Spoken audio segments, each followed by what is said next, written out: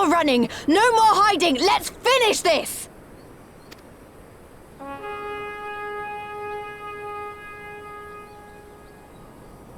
Look! The flag!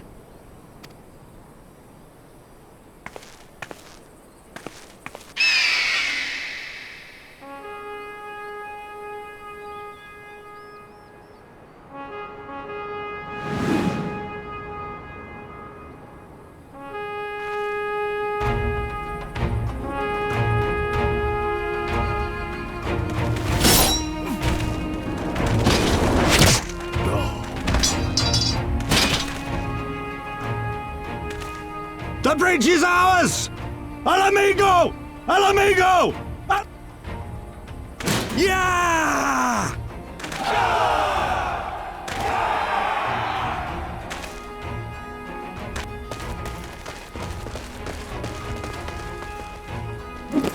Stand your ground!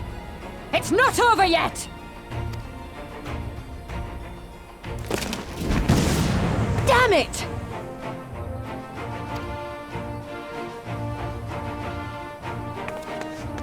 Let them go, Lise. We've done what we came here to do. That's enough for now.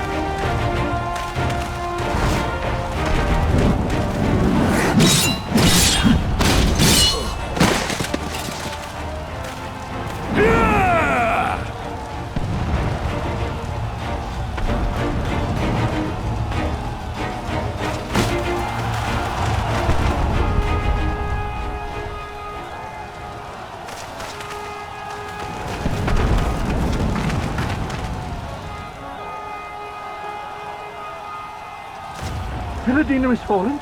Impossible! We have them on the run! Forward! No mercy! Regroup! Regroup! We have to regroup! All units, fall back!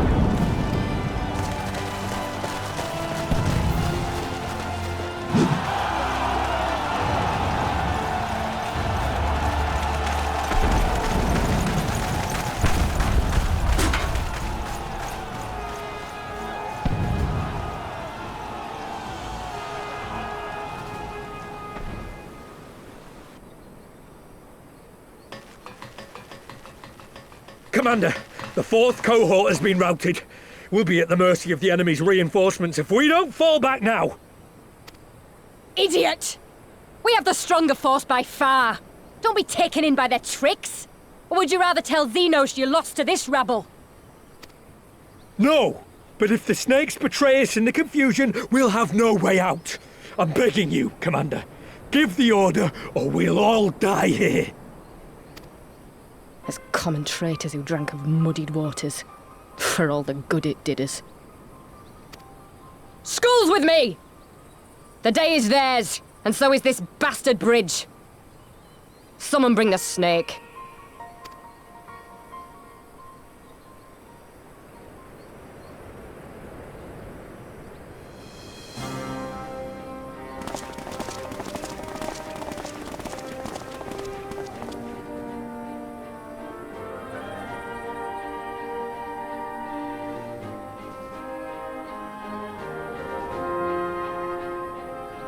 I suppose. It's our first victory, isn't it? And that has to be worth something.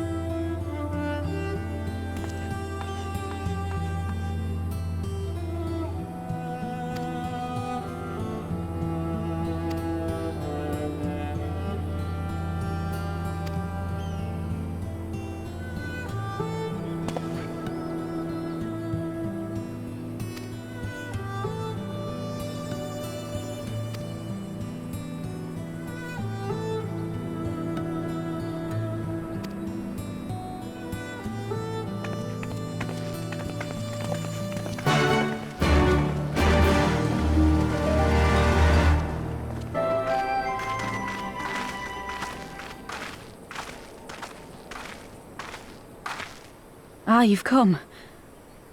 Welcome, friends, to my village. My home.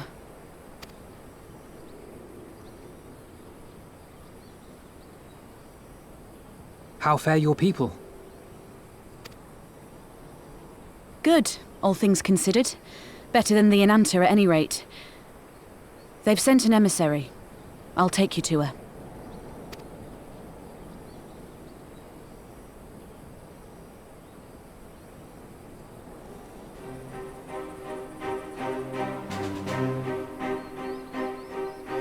We're here to help. Will you tell us what happened? Aye. It began with a quarrel between the Imperials and the Kaliana. The Kaliana are another Ananta tribe. The strongest and the most influential. Unlike the Vera, they want no part of our troubles. They swore fealty to the Empire, and were content to remain within their borders. Just so. The Kaliana forsook their pride in the fight and yielded to Garlemald long ago.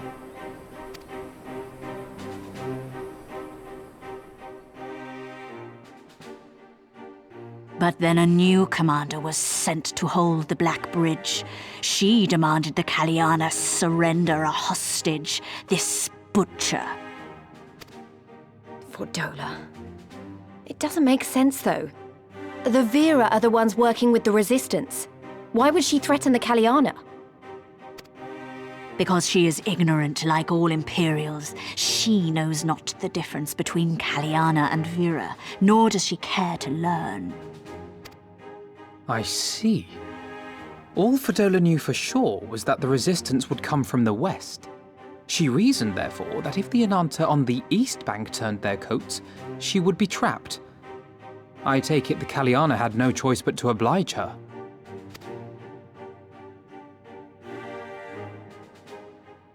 No, they did not. The Imperials left with the Kaliana broodmother's own daughter, Anamika. Long days and nights she looked out on the Black Bridge weeping for her child. Until you came.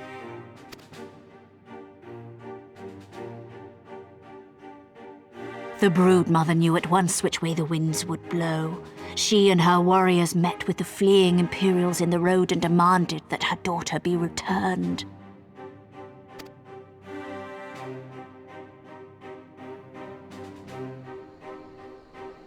Bad idea. Fordola's not the kind to take threats lying down. You know her well. The butcher turned her blade to Anamika and bade the Kaliana move aside. But the broodmother would not yield. I know where this is going.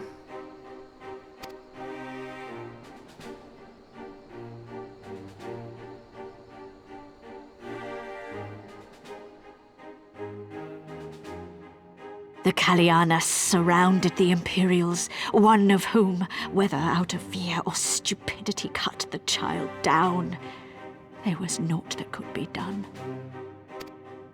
What madness.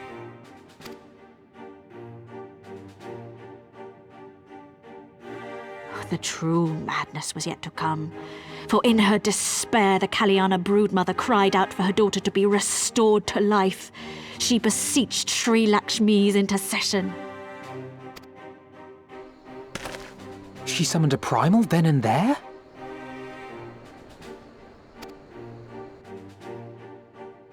That she did, if only for an instant. Bereft of courage and honor, the broodmother sought solace in her faith. The Imperials fled in terror at the sight of the goddess, abandoning these lands to the Ananta.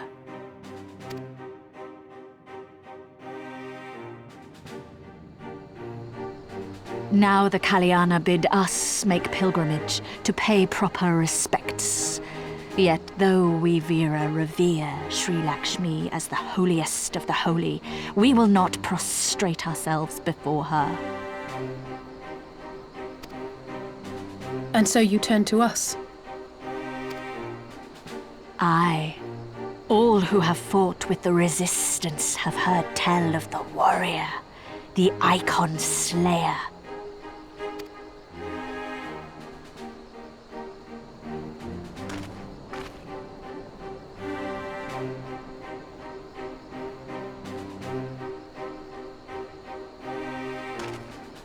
I believe we have heard enough. Inconvenient though the timing may be, if a primal has indeed been summoned, we can scarce afford to ignore it. We must needs discuss how best to resolve this situation.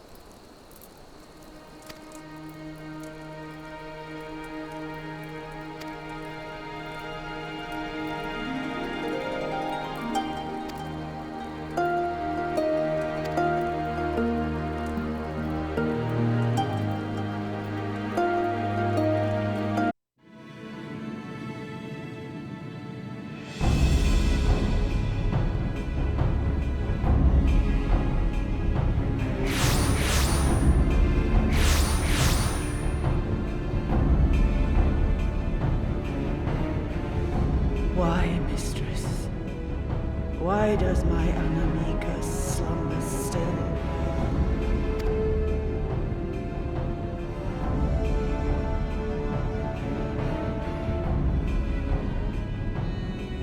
Look thee on her face, supplicant. Thy prayer hath been answered. Flesh sundered hath been made whole.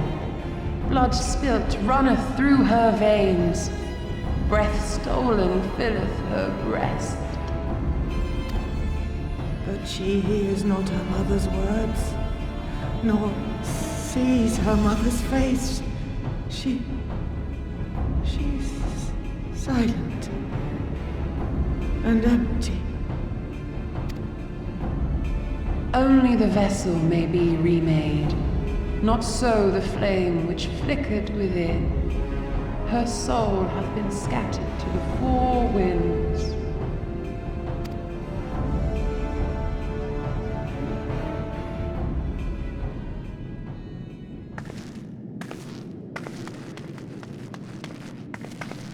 Now do you see her promises for what they are? Alisaie, have you gone mad? Mayhap I have, but I refuse to stand by and watch yet another tragedy unfold. Who intrudes upon this sacred ground? Imperials, thirsting for blood! No! We come not to shed blood, but to save you from the false god who would lead you astray. I understand how you feel. I do. You loved her with all your heart, but when the moment came, you still couldn't save her. The anguish, the anger, I know it only too well. But I also know where this path leads. To embrace a primal is to condemn yourself to an endless cycle of despair. You will never know peace. A worm-eaten heart may find peace and serenity in service, in beauty and grace. This hath ever been my promise. Naught else. You tempt them with visions of things that can never be and leave them bereft and wanting. No illusion, however sweet, can change the fact that your daughter is gone. Remember her as she was. Do not suffer this piteous shade to tarnish her memory.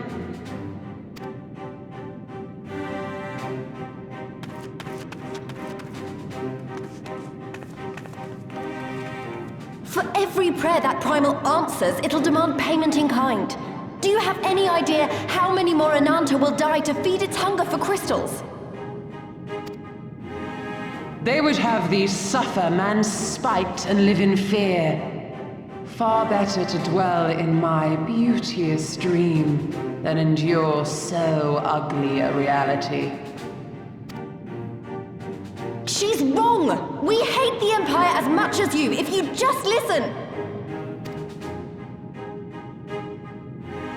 Poor, misguided children. I would spare you the torments of this cruel and misshapen world. Come, bask in my radiance. Let it fill your hearts and free you from your burdens.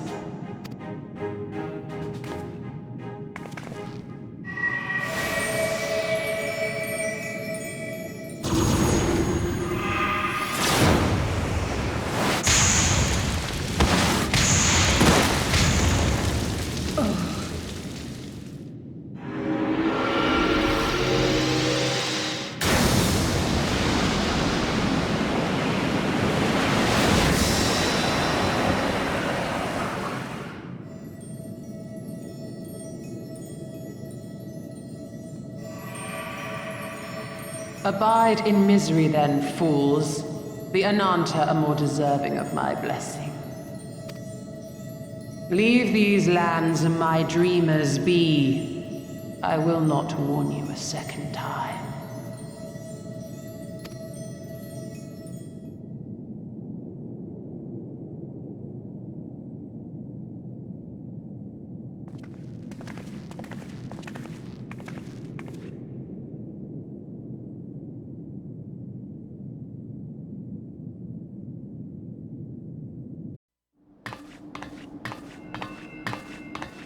You did it again. You saved them. I just wish I could have been more help.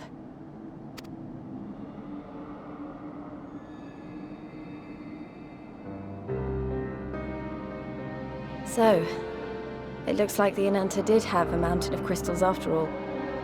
Like every other tribe. Gods were all such slaves to our weaknesses.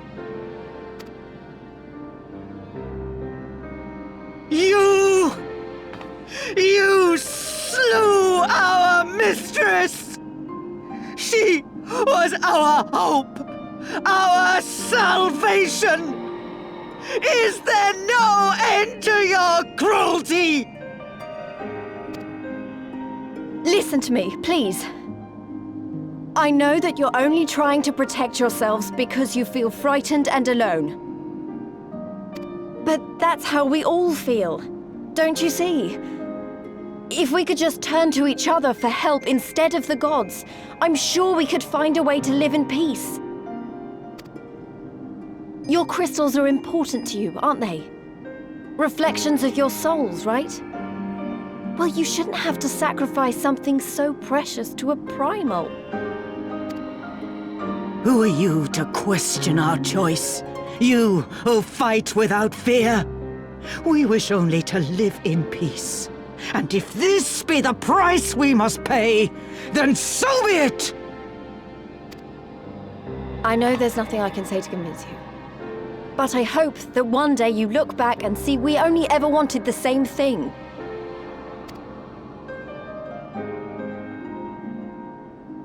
Begone, damn you! Spare me your hollow words, and leave me to mourn.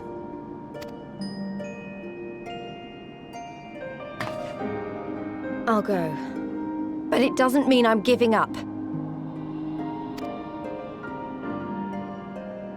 Girabania is our home too. And one way or another, we're going to have to learn to live together. Come on. Alphino and Alize are waiting.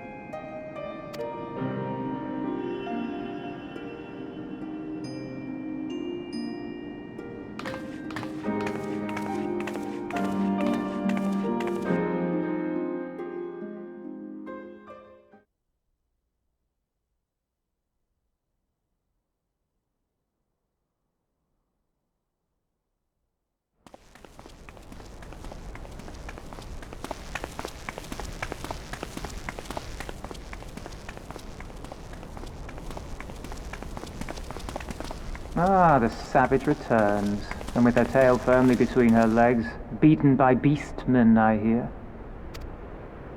It was a shameful display, by all accounts. She may have curried the Viceroy's favor with her bold promises, but in the end, she's just another plodding bungler like the rest of her kind.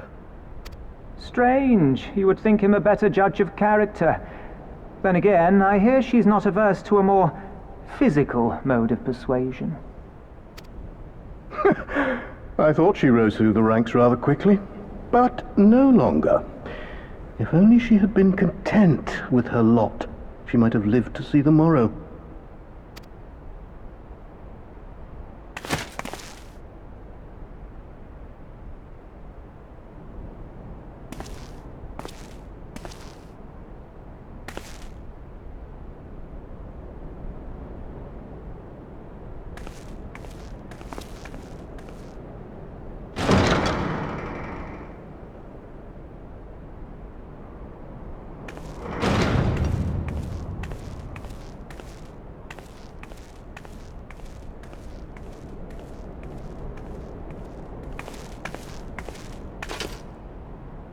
Fadola Rem Lupus. Commander of the Crania Lupi, reporting as ordered.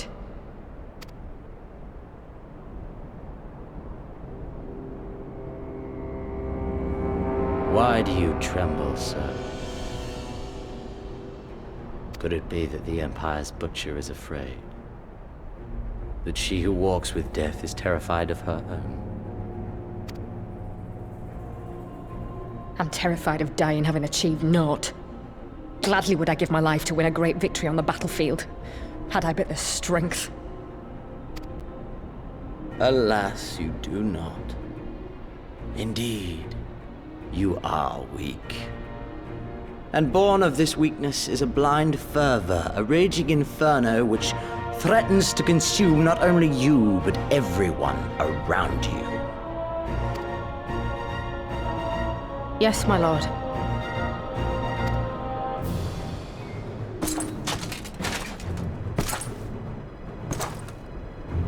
You were defeated by the Resistance on several occasions. You misjudged the Ananta and spurred them into summoning an icon.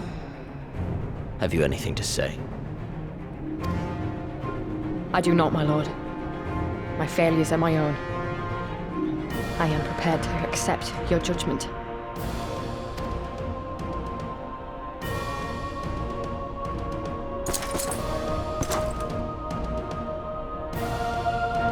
And that is very admirable. However, I've had enough of this dumb show. Give voice to that hunger I see in your eyes, or I will pluck them from your head.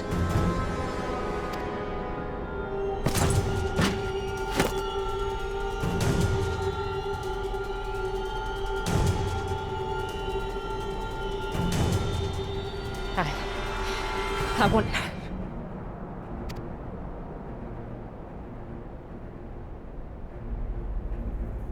I want to make them pay! All of them! Everyone who ever mocked or looked down on me!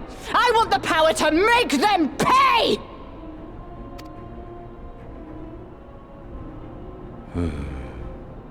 Very well.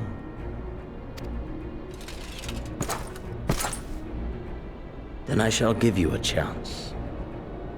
A chance to transcend your mortal limits. Assuming, that is, you are prepared to wager your life for such power. transcend, my lord. I came here prepared to die. Tell me what I must do.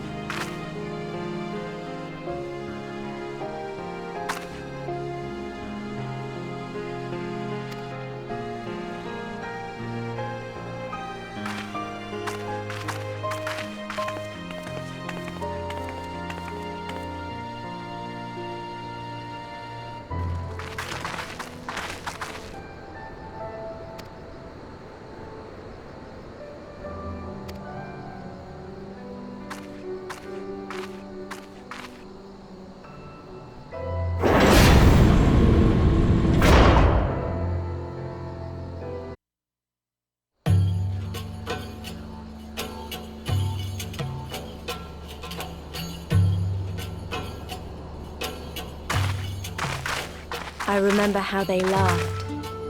Alliance and Resistance soldiers, eager for battle, trading jokes as we marched east towards the peaks. Beyond this last line of defenses lay the locks and the city. Breaching it would be no small feat. But we beat the Imperials back, just like that. And we liberated a village, the first of many.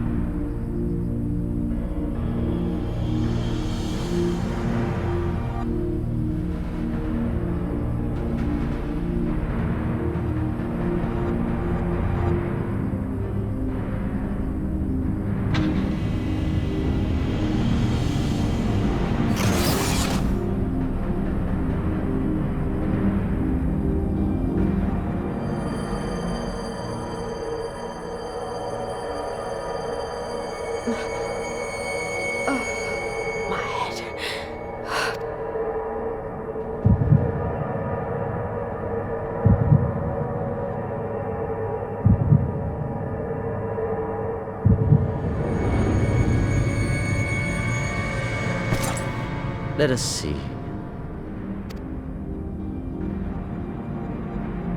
So, she lives.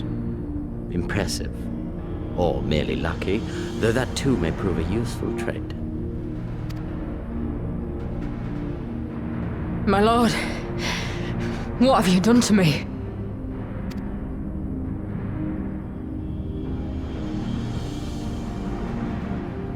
Though we Guardians are intellectually and physiologically superior in almost all respects, we lack the hereditary traits required for the reliable manipulation of ether, hence our unique inability to wield magics. This deficiency, for want of a better word, saw us subjected to decades of oppression by the lesser races, and we were eventually driven to seek shelter in the cold northern reaches of Ilsabard. Fortunately, said region was replete with vast deposits of ceruleum, which proved instrumental in the development of Magitech, a revolutionary technology conceived to compensate for our disadvantage. It was with Magitech that we grew strong, that our nation became an empire. Yet, ultimately, this was an extrinsic solution to an intrinsic problem, What I wanted was not a crude device to be used in lieu of magic. Through modification of the Garlean genome, I argued that it might be possible to enhance a subject's ability to manipulate ether, effectively empowering them to wield magics. Alas, my theories were met with consternation in the Imperial Court. Only Lord Xenos, with commendable foresight and wisdom, deigned to support my research. You gave me this treatment, but I'm not Garlean. Alamegan, through and through. What you have been granted is far greater than mere magic. Before that lesser light, it is as a second sun. I am informed that Alagiri was recently occupied by the Resistance, and that an attack on Specula Imperatoris is considered imminent. This could provide an ideal opportunity to test her performance in the field. Your skulls, was it? They have joined the garrison at the Watchtower? Yes, my lord. By your leave, I would rendezvous with them and lead a counterattack against the insurgents. No. Even were you to leave now, you would not arrive in time. There is another duty I would entrust to you.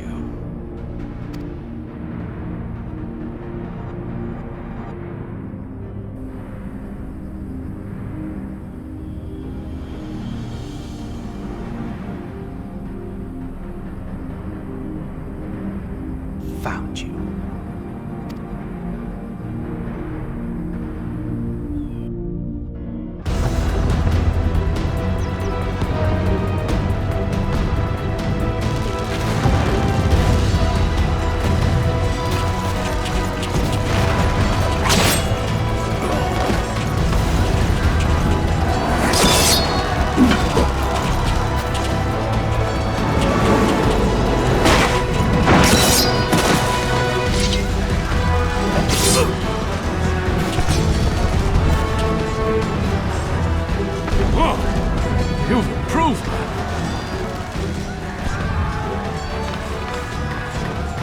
Come now, father. You lured the fool onto my blade, and do not try to deny it.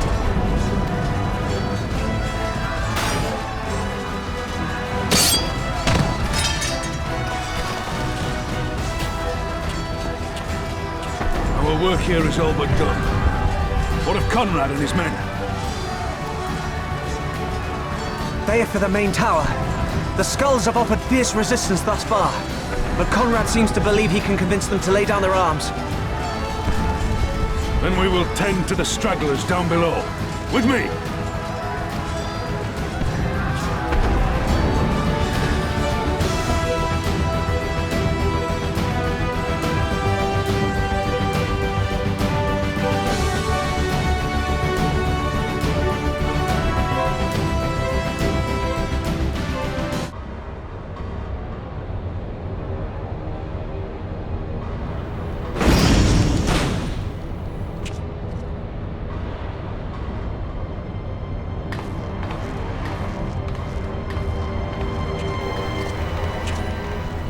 Report. Enemy forces have overrun the lower facilities and appear to be mounting an assault on the main tower. We have already received a request for reinforcements. A unit of legionaries has been mustered and is ready to depart. They await your orders, Commander.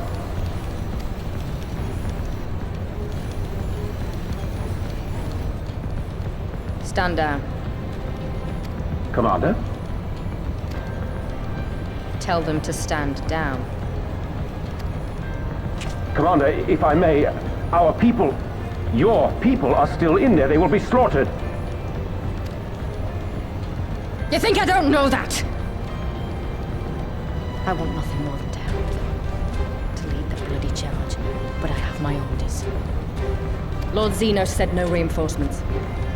He would have us use the main cannon to destroy the installation.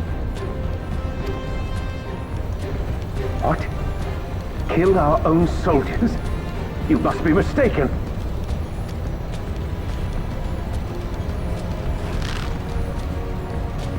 Mayhap you'd like to ask Lord Xenos yourself.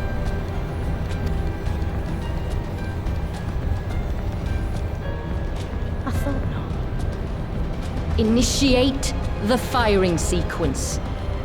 Wars are won on the backs of the dead. Theirs and ours. There is no truth but this. We must remain firm and resolute and always, always do our duty. Now, give the order.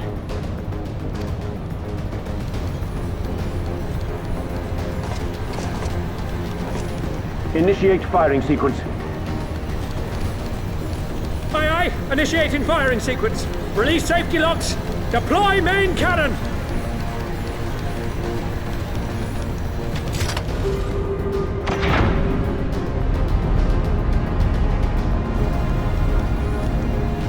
Ansfred, Rudolph, and for us, for our people, for our future. I need you to confirm the target, Commander.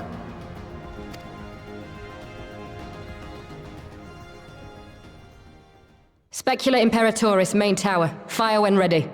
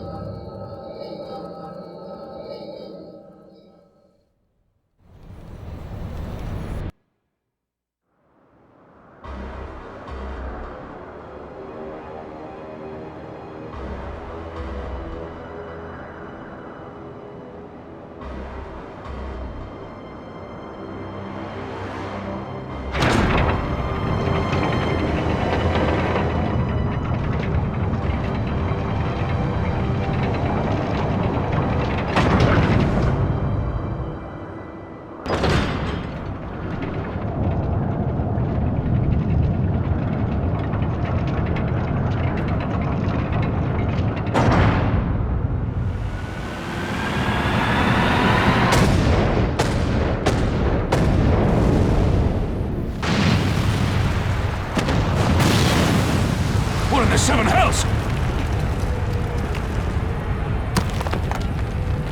Long-range artillery! Those treacherous bastards! Their people were still fighting! Full retreat! Now! Relay the orders! Understood!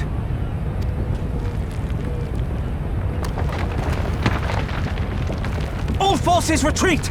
I repeat, all forces retreat!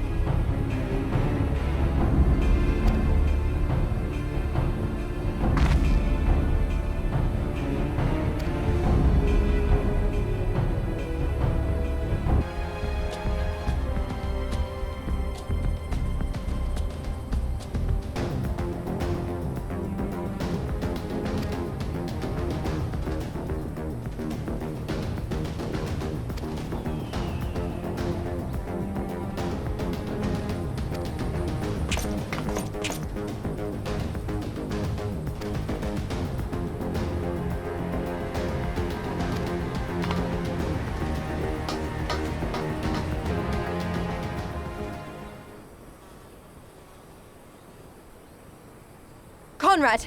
Conrad, speak to me!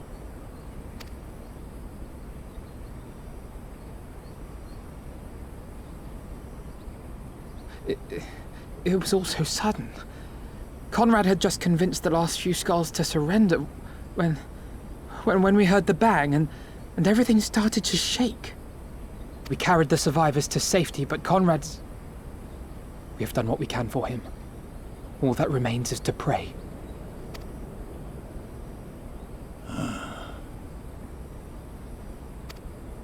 Conrad?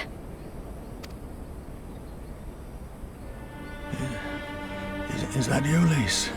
I can't see a damn thing. Well, that's that then. Time's up.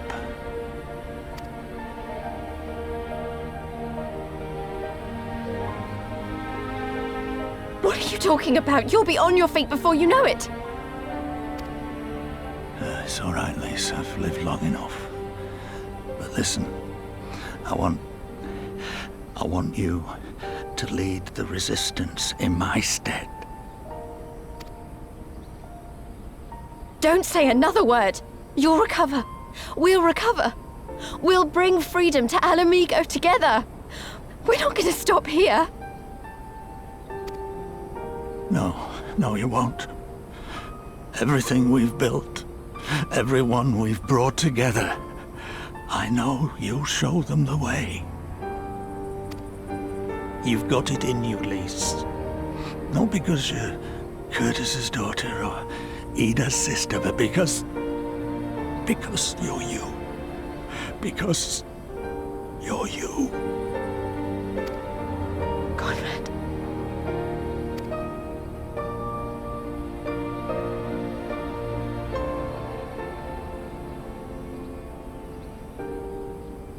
Lead them to victory. To freedom.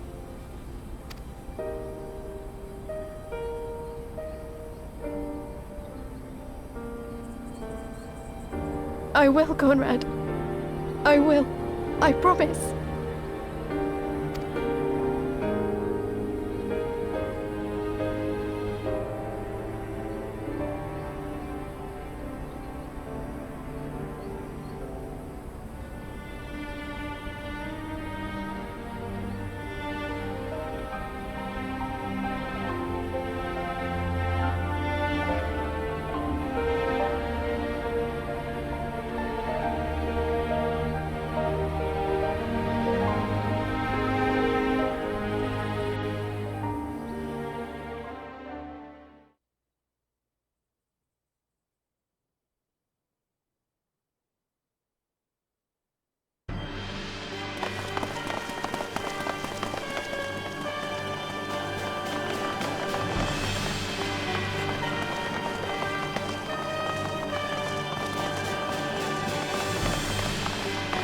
Next round, double the charge.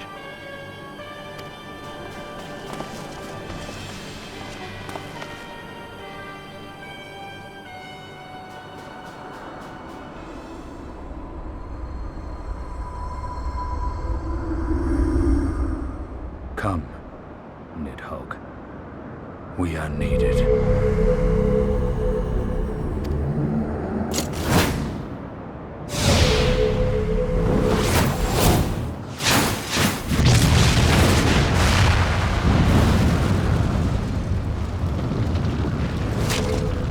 That's the cerulean pipeline!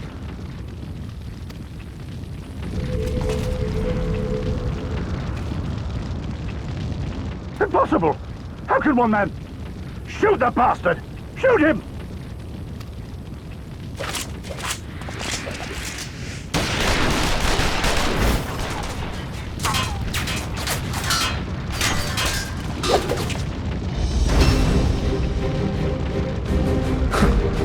My lance has slain far greater beasts. You're welcome, boy.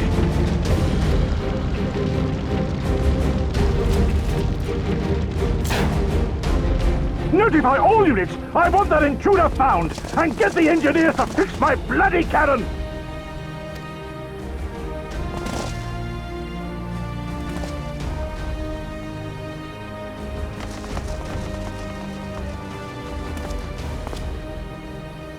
The savages are coming!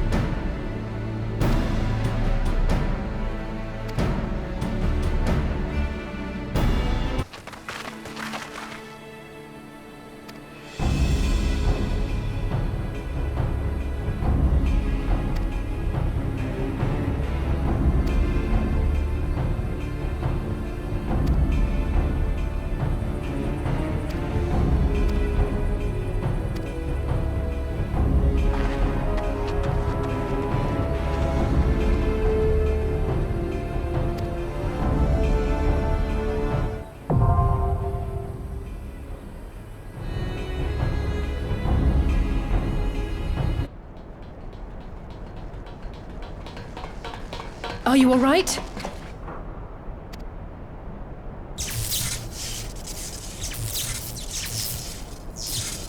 Ah, I think that answers my question. We've accomplished our objectives as well. Lisa's unit should be advancing upon the fire control center in the command tower. Let us join them.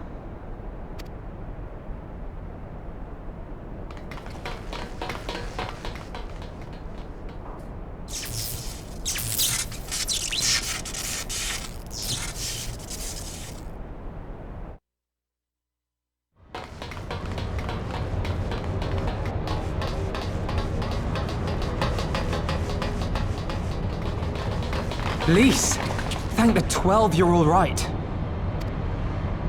And you. There's the control center. Let's hit them hard and fast. Ready?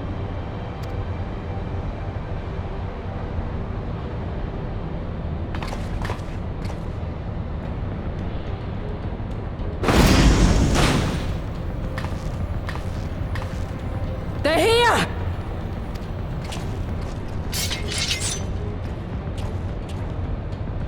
It was you, wasn't it? Wasn't it?!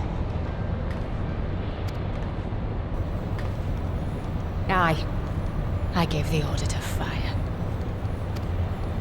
It was over! The Skulls had surrendered, no one else had to die, and you killed them! Your own people! Your own comrades!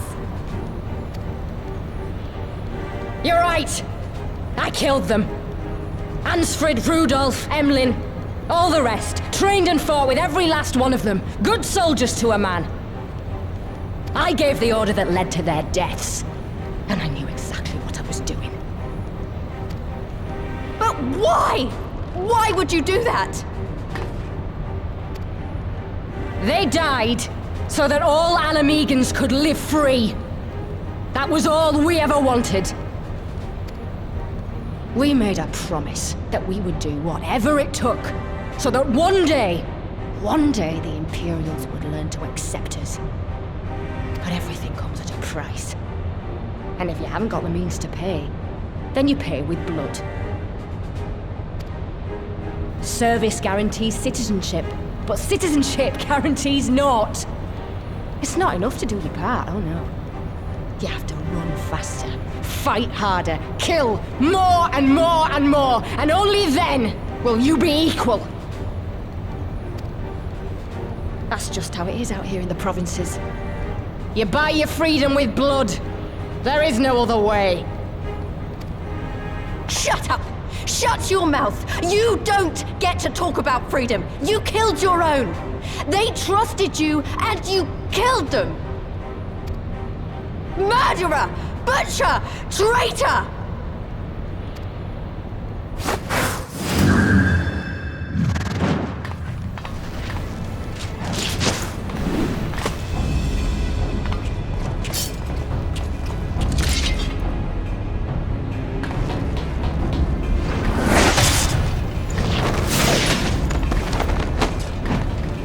Lise! Gotcha!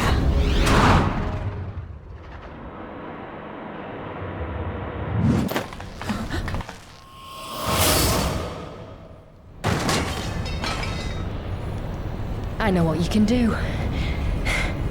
I've already seen it. Alize!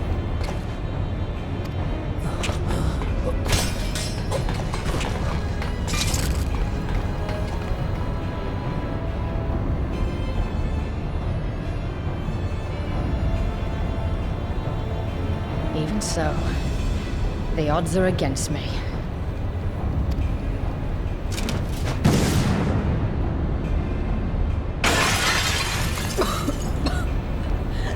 Coward! Get back here!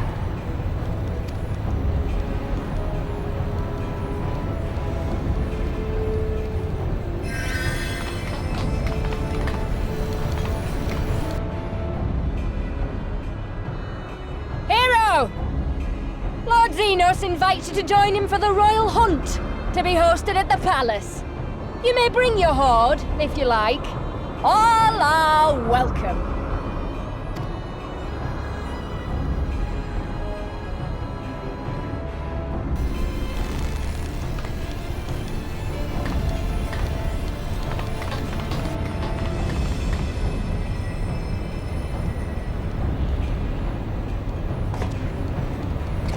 She'll be all right, but we'll need to carry her. Will you help me? Thank you. Lise, I leave matters here in your hands. Right.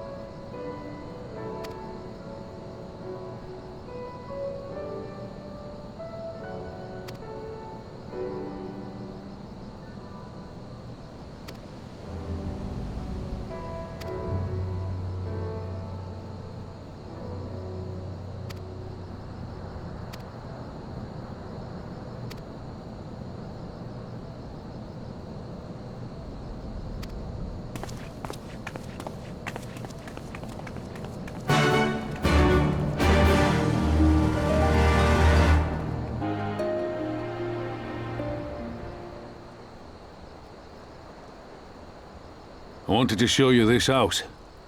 My house.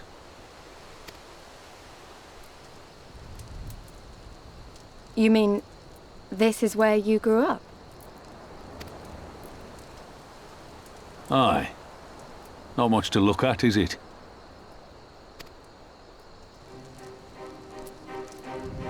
Same could be said of the village.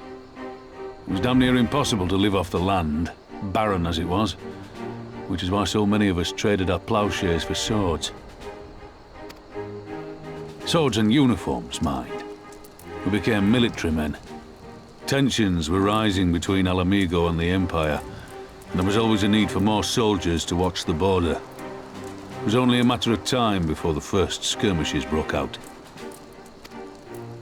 It's a frightening thing to face Magitech armor for the first time. But after a lot of trial and error, I found ways to bring them down. After a few victories, people even said I had a knack for it. And then one day they hit us. Hard. I was wounded and sent home to recover. Back here.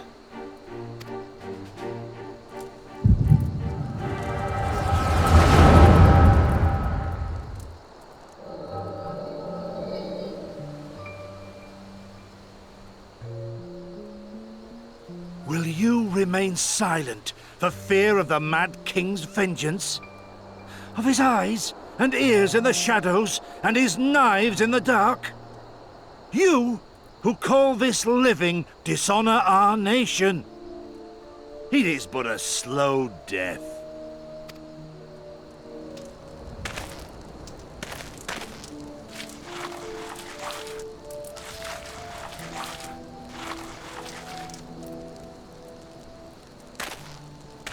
Liberty or death? Liberty or death! If this be your creed, then raise up your hands, raise up your voices! Together we will tear Theodoric from the throne! Together we will reclaim our freedom!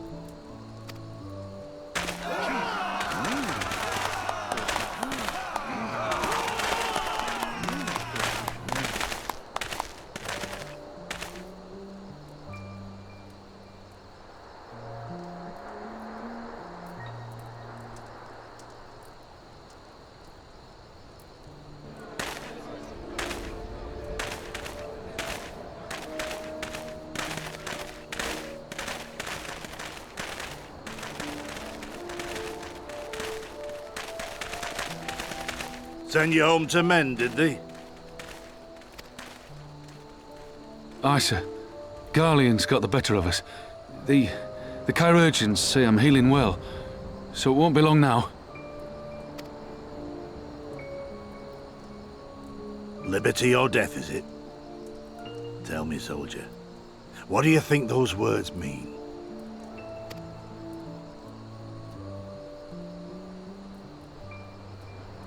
We must needs be willing to die for liberty. Spoken like a true patriot. But liberty should not be the end in of itself. Liberty is a chance to build something better. A stronger, more prosperous home for our people. It's not quick or easy work, and it is never truly finished. But if you neglect it, then sooner or later, you look up to find you've traded one tyrant for another. Well, sir, I've never asked for much. Never wanted to live like a king, just wish it were a little bit easier is all. For me and everyone else. And I'm willing to die for that, if that's what it takes. Dying is easy, soldier. Living is harder. Rest, mend. Regain your strength. You'll need it in the days to come. And mayhap one day we will need it too.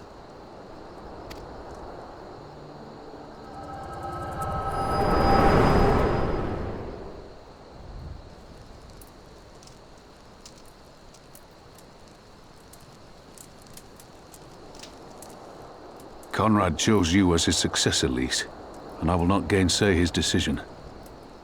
I have but one question to ask. Liberty or death? Those were Curtis's words and his creed. Will you swear by your father's creed before your comrades and the gods? Liberty or death. That's all you can hope for in war. Father understood that. And you want to know if I do too.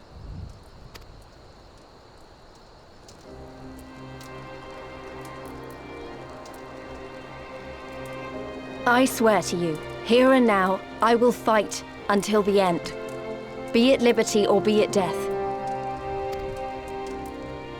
But the freedom we win must be for every Alamegan, even ones like Fordola, though they may hate us, and the Ananta, though they may fear us. We'll fight, and we'll talk, and we'll find a way to make it work for all of us.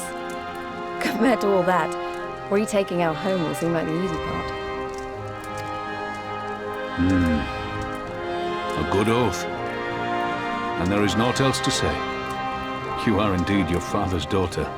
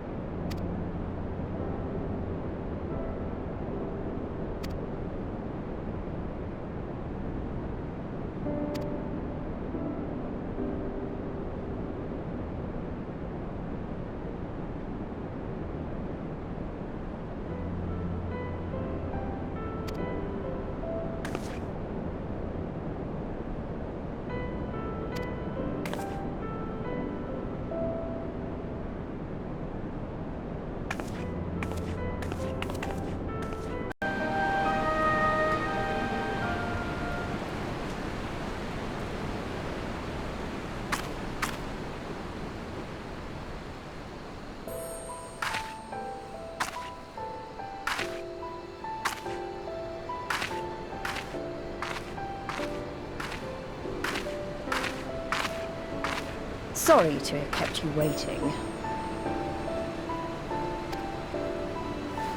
Well, what do you think? I know it's a bit old-fashioned, but in a traditional sort of way, Ida wore it whenever she could. Not that I'm pretending to be her or anything. Not again. It's just... if this is the last battle we fight to free Alamigo, then she ought to be a part of it.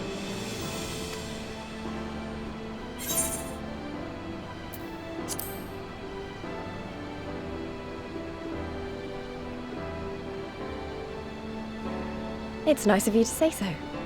And a bit embarrassing. But mostly nice.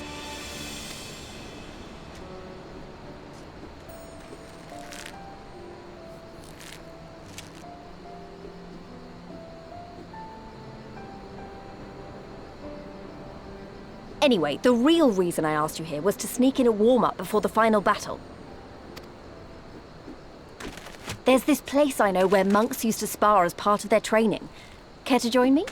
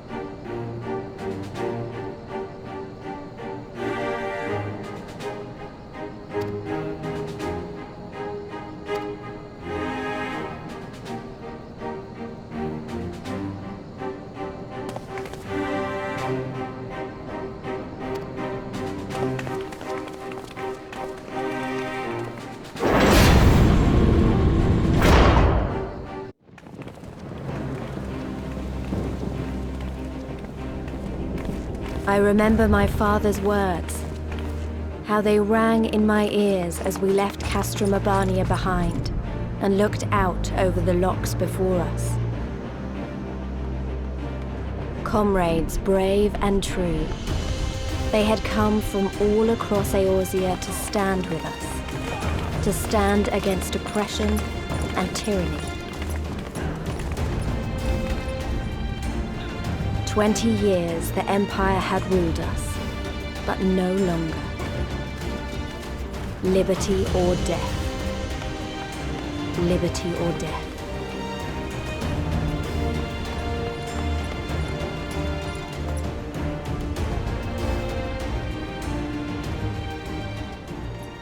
Ere we begin, I would say to you as a proud son of Alamigo that I am grateful to each and every one of you for your part in this endeavor.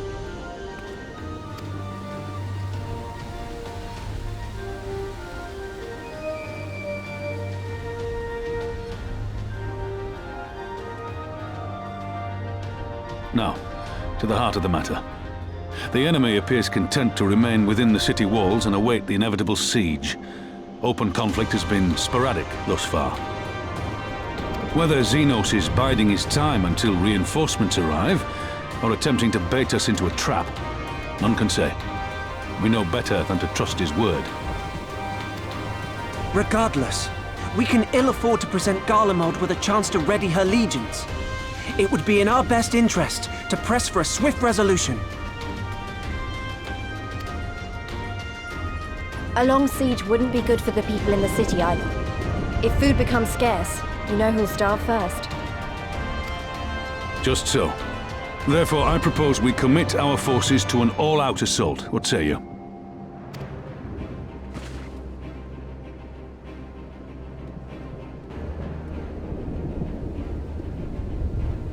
Twould seem we are of one mind. Then let us proceed to the how of it. The immortal flames will form the vanguard, supported by the archers and the conjurers of the Order of the Twin Adder, under the Elder Seedseer's command. Once the main host has cleared a path to the walls, we will bring forward the artillery of the Maelstrom and the Temple Knights. I would have your cannons pound the gates and punch a hole right through the middle of their defenses.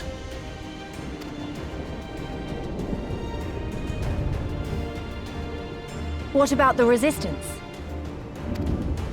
Your part will be to occupy the residential district and keep civilians out of harm's way. The people are more like to trust their own. Of course. You can count on us. Remember that there is a second entrance to the city proper there. If all goes to plan, we will have secured 2 points of entry. Once both objectives are complete, we press on into the city, surround the palace, and hunt down Xenos.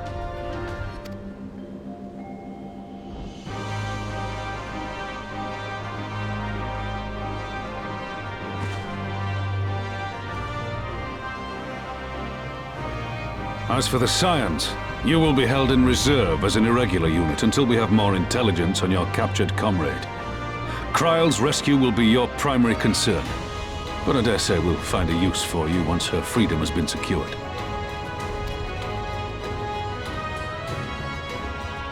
Thank you, General. I pray we find her quickly.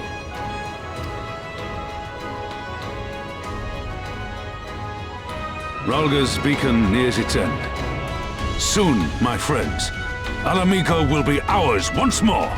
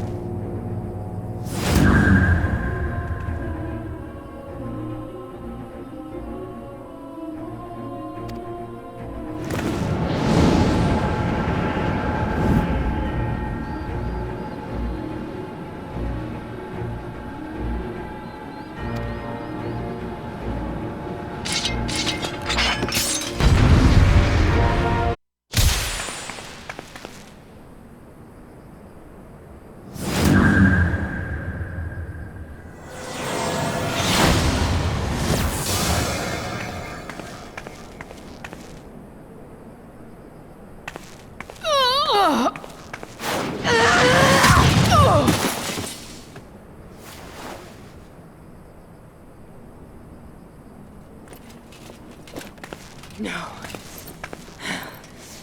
Not after everything. I cannot lose. I will not!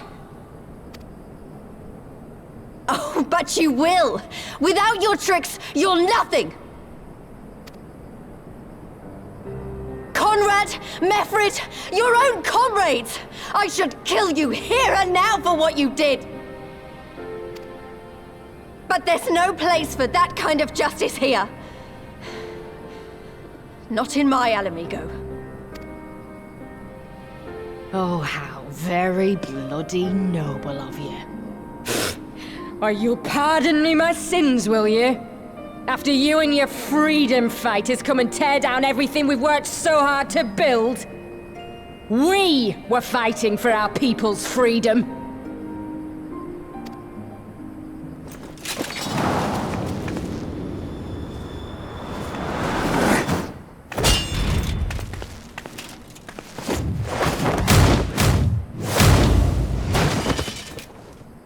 You're slaves to a tyrant! There's no freedom in that!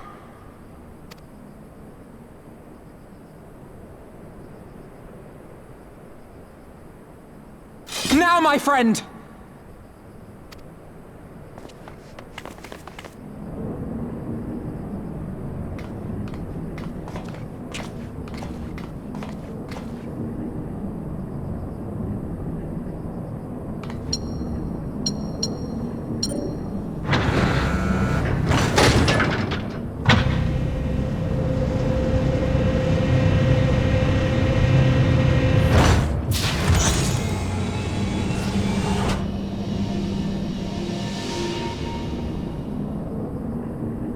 Croyle!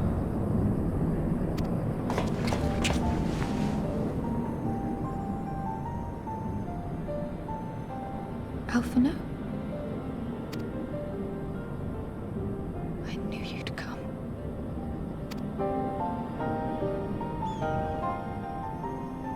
Touching as this moment is, it will have to wait. We should rejoin the main force at once. Lise! I'm taking her back with us, alive. She's going to answer for what she's done.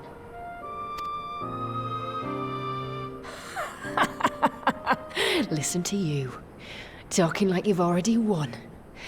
Xenos is gonna tear you apart.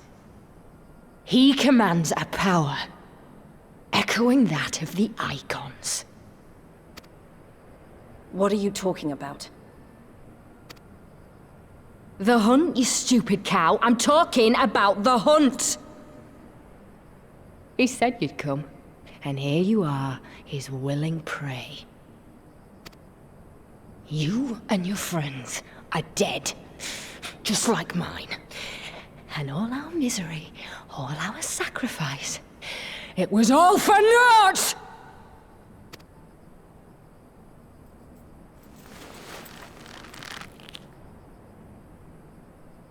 No! You're gonna live long enough to see us win our freedom. I promise you that.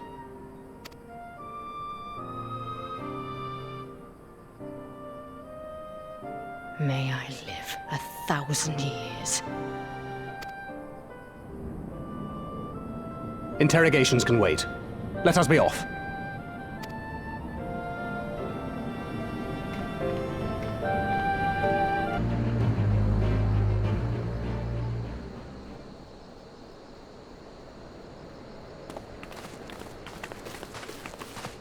Ah, the heroes of the hour. Not content with securing the residential district, you gifted me an Imperial Commander. What are you after, a medal? The work is its own reward, General. I must say, however, that Fordola's claims were not a little disturbing. What manner of power could Xenos have acquired that might equal an Icon? Might she speak of our missing Omega? Very possibly. The Empire's fondness for comparable Allagan technologies is exceedingly well documented. Have we made any progress with our own investigation? None. The search goes on in earnest, but Cid has thus far found nothing of note. Mayhap the Garleans beat us to it. If they were working desperately to repair the machine, that might explain their decision to remain within their walls.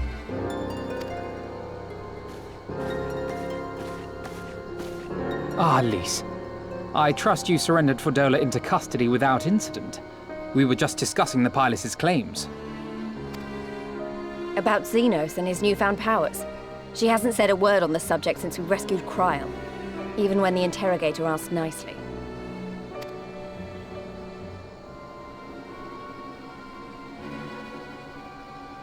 Mayhap I can offer some insight into her claims, or at least into the facility and the experiments they conducted during my time there.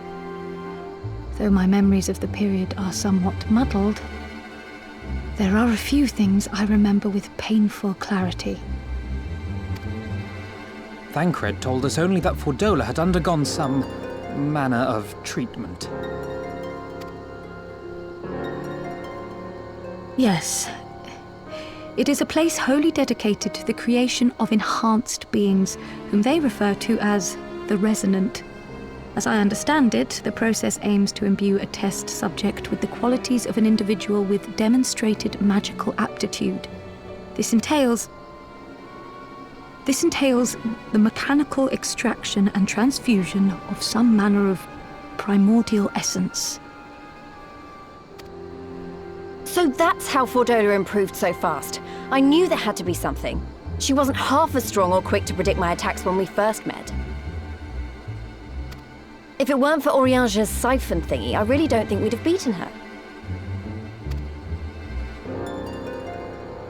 My humble scheme asked far more in the execution than it required in the conception, I do assure thee. Oh, you've got to stop doing that. In calling upon Lady Alisaie after her defeat, I was most intrigued to learn of the apparent effortlessness with which Fordola countered her attacks. 'Twas as if she knew the blade's destination ere its journey began. A most impressive feat under any circumstances, but an almost miraculous one when considered in the context of Fordola's unfamiliarity with my lady's arts. How then could she so perfectly predict an unknown opponent's every move? After much deliberation, I surmised that Fordola may be possessed of a preternatural ability to divine meaning from the fluctuations of an individual's ether and to instinctively react. To employ a metaphor, one might say that she was attuned to the whispers of my Lady Alisaie's soul. Wait, have you not just described a manifestation of the Echo? I had no conclusive proof. The available anecdotal evidence suggested only that Fordola was uncommonly sensitive to etheric fluctuations, and 'twas this which led me to develop my stratagem. I would fashion a device with the capacity to generate a massive disruption in the surrounding ether. If, as I suspected, Fordola's senses were indeed questing for the most minor of oscillations, the shock of exposure to a more amplitudinous etheric waveform would be akin to a debilitating bout of ether sickness. How ingenious. I note that the success of your plan hinged on your device's wielder remaining ignorant of its purpose, lest Fordola divine your intent. Indeed so, Master Alphino. All things considered, 'twas a most fortuitous outcome. That's putting it mildly. In any event, if Oriange is correct, that would mean these Resonant have been granted the power of the Echo via artificial means. A sobering thought, to say the least, and one which makes me wonder what else Xenos has in store. Whatever the Viceroy's newfound powers, I know of none better equipped to face him.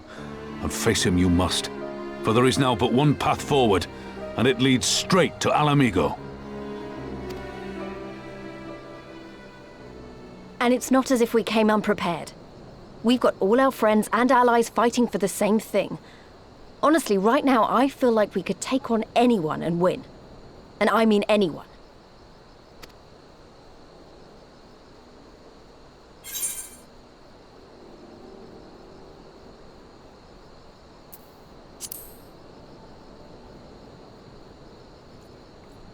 Exactly.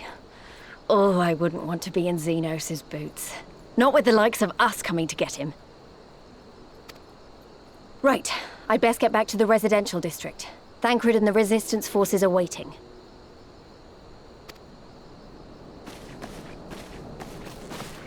It is time we join the main host. Kryl, in light of your recent ordeal, might I suggest that you remain with the rearguard for now? Oh, if you insist. Just this once.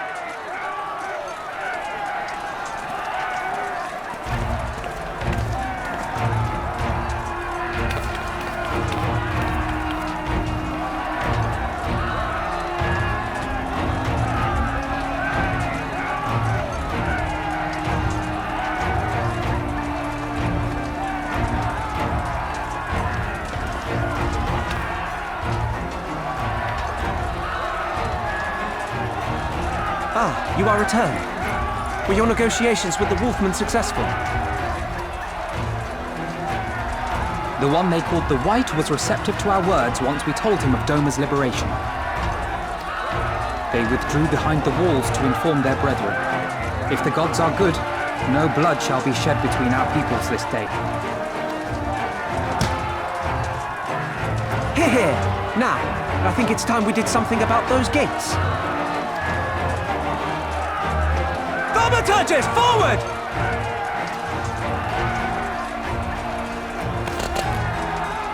Give me hellfire! Give me Ifrit's bloody inferno!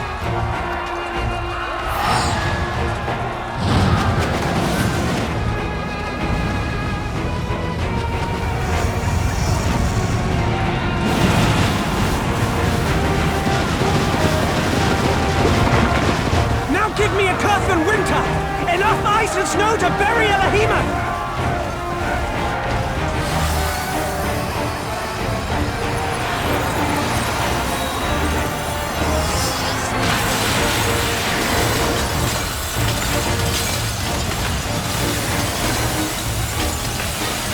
All cannons! Fire at will! Let no man say we neglected to knock!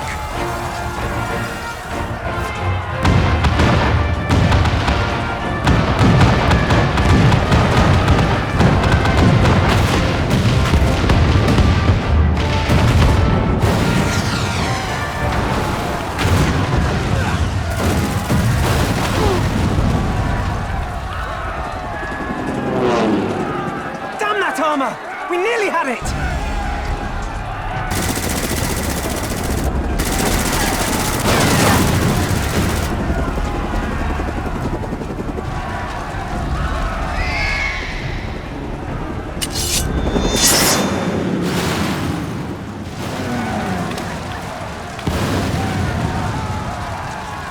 Is that...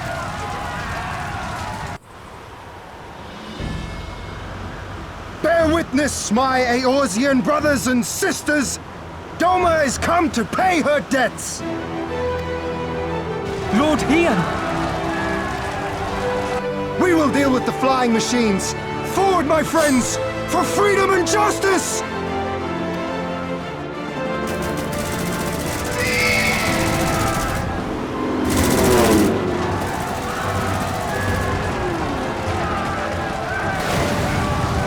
You heard the man!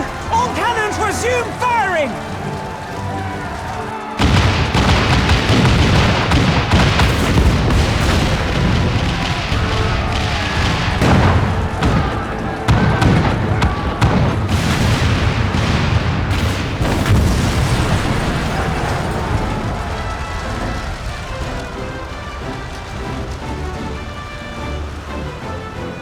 We're through. The way is clear.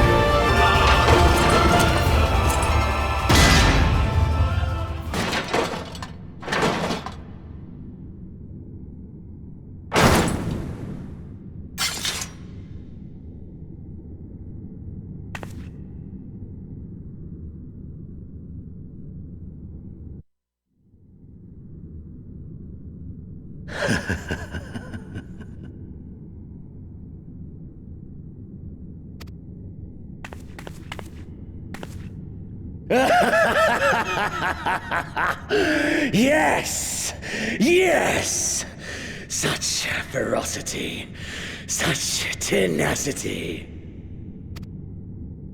I am loath to recall how disappointed I was when first we fought. But finally, after bathing in the blood and offal of your enemies, finally you prove yourself worthy prey for the hunt. It fills you even now, doesn't it? The hunger to bite down on my jugular, to feel the warmth fill your mouth and run over even as you drink deep. Good. Good. This is the beast I have longed to face. As you sharpen your claws, I too sought newfound strength. But this is no place for a final contest. Come! The heavens shall bear witness to our dance.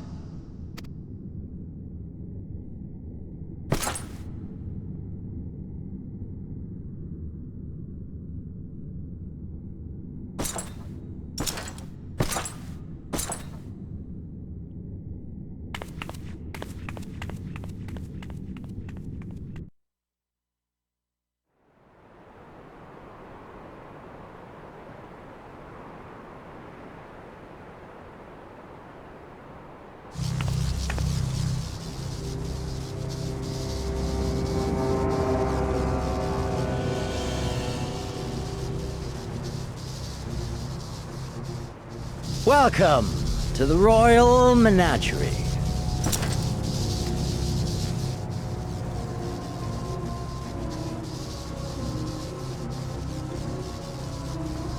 The King of Ruin built this place for his foreign queen. He kept it filled with familiar creatures from her homeland. They bored me all. This fine specimen, on the other hand, simply divine.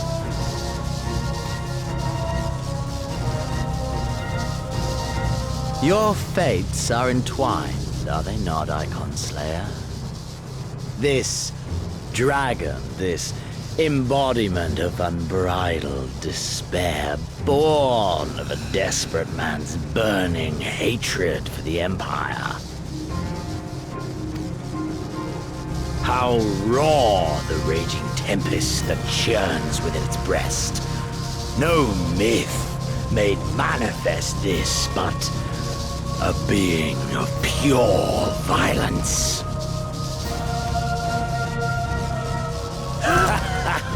Mayhap you are the true architect of our design.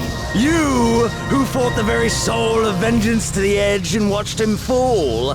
You who let slip the Allegan hound to drive this icon into my arms. Oh my, have I said too much? Forgive me, this sensation is wholly unfamiliar to me. A question, then, and I should like very much for you to speak from the heart. If I were to stand aside, what would you do to this icon?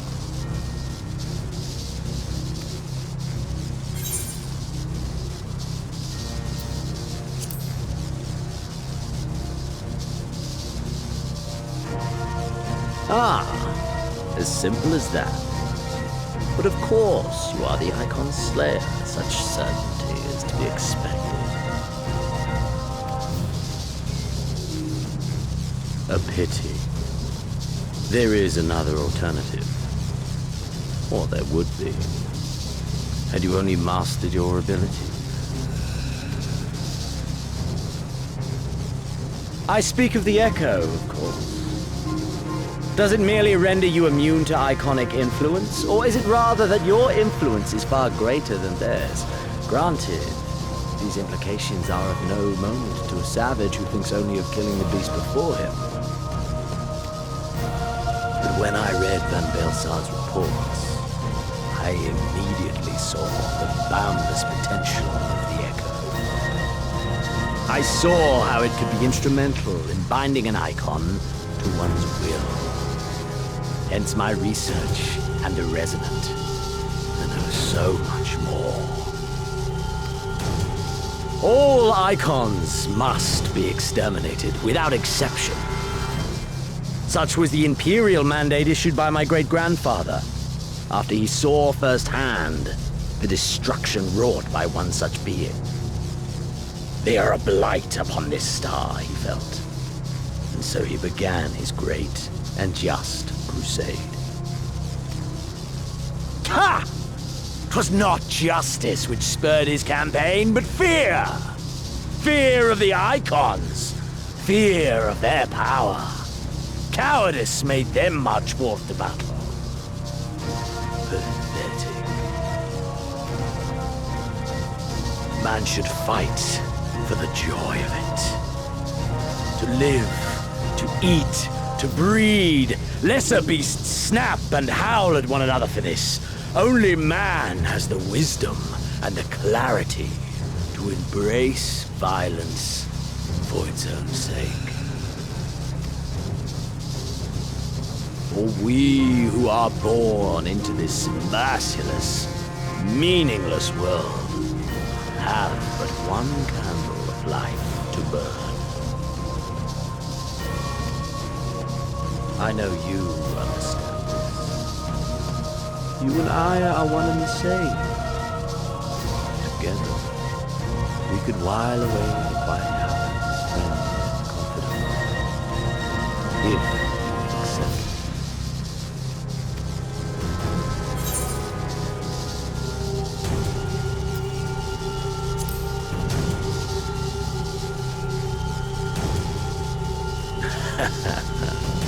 And yet, in doing so, you prove me right. We are warriors. 'Twas plain from the first how this would end. You live for these moments, when all hangs in the balance, when the difference between life and death is but a single stroke. I live for them too! This is who we are, my friend! This is all we are! Alamigo and Doma and call them all be damned!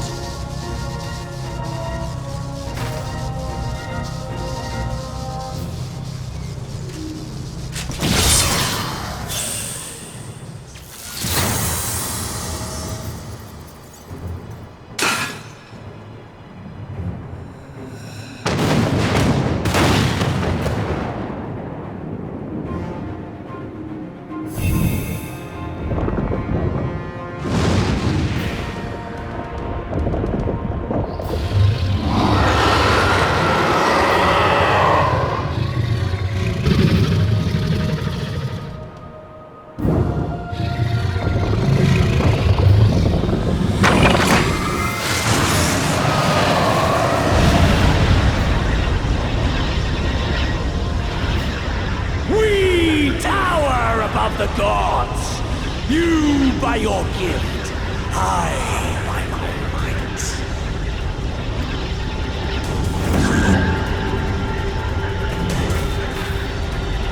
And before the resonance, the gods shall be made to yield.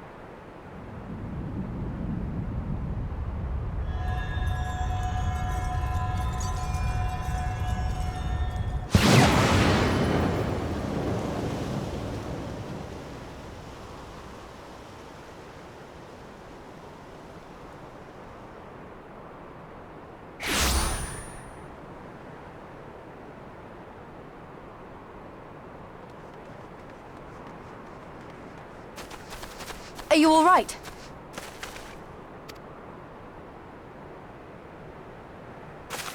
Xenos.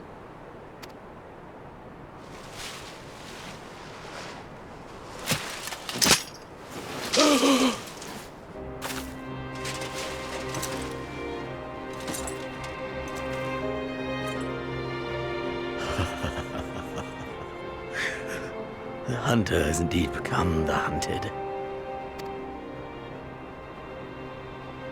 And yet, there is only joy. Transcendent joy that I have never known. How invigorating, how pure this feeling. Is that what this was all about? All the meaningless death and destruction, so you could feel something? Meaningless. Men die that others may live. Those who survive are stronger for it. Not that you could ever understand. To have stood upon this great stage of fools. To have played my part to perfection. Oh, this moment. Let it be enshrined in eternity. My heart beating out of time. So clear, so vivid, so real. So real.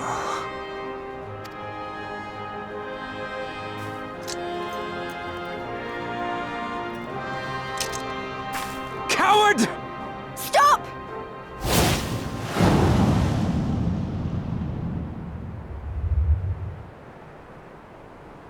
Farewell, my first friend. My enemy.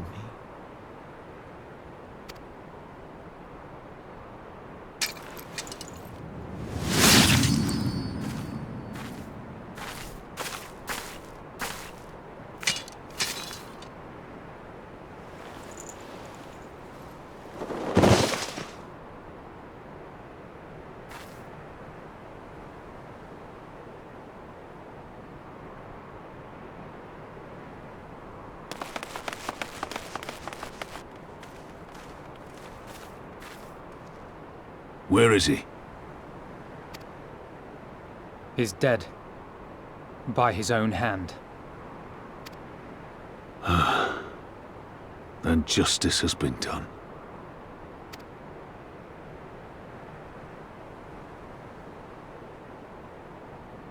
No.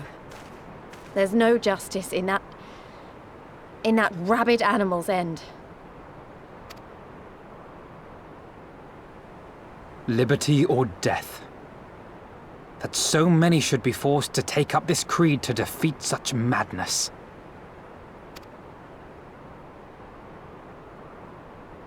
We won. Forget him. The living have need of us now.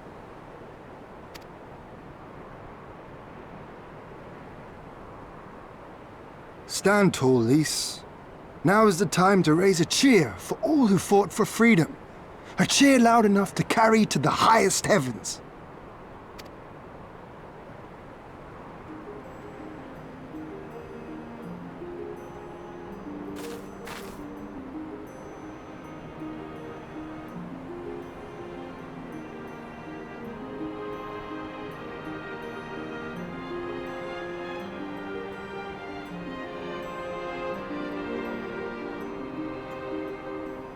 You're right. Thank you. Without you... well, you know. So let's do it together. For Alamigo!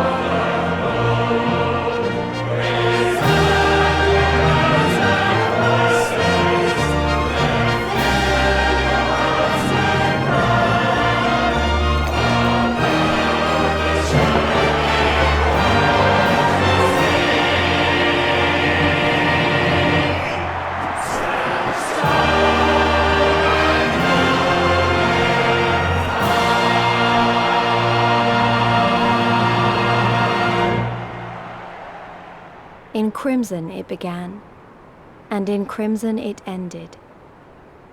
And then we were free.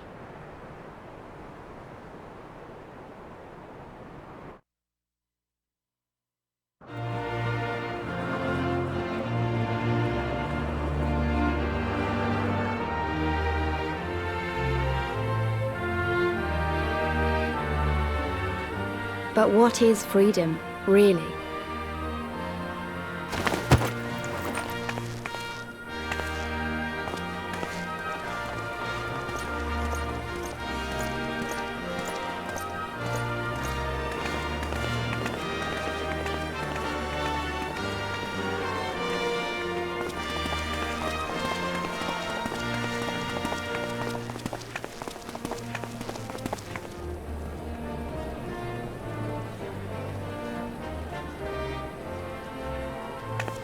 We may be free to live, to love, to grow old, to have dreams and desires, and to strive for them.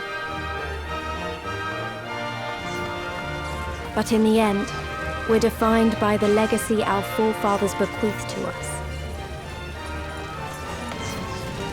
Even Xenos was once a baby in the cradle, innocent and pure. He was made into a creature that lived only for death, not born one.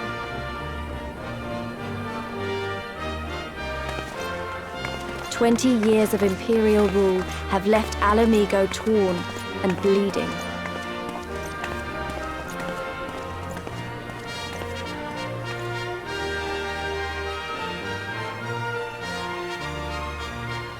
It won't be easy to heal a generation's worth of wounds, to bridge the gap.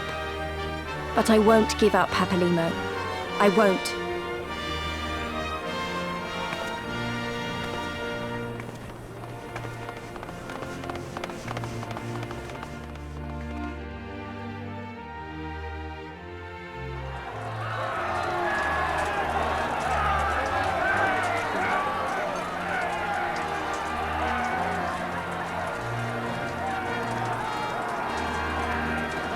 Because I remember the price of freedom.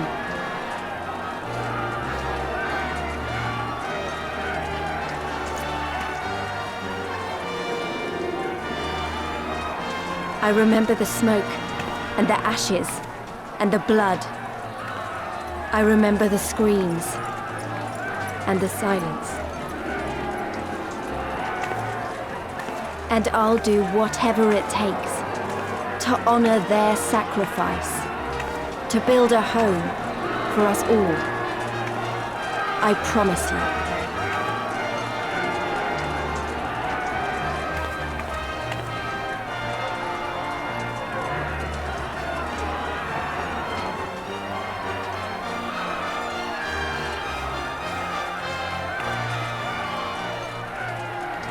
This is the end.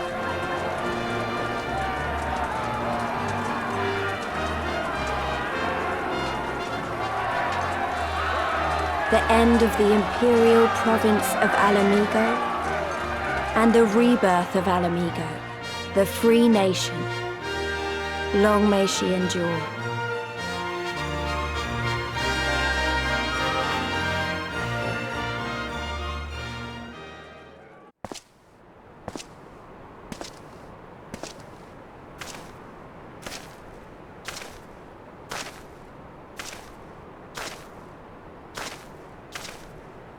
Well, well, well. What a fine mess we've made.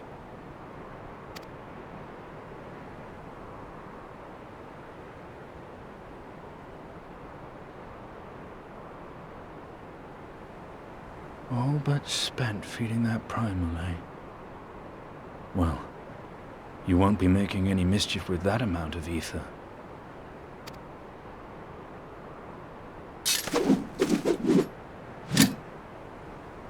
Still, better safe than sorry.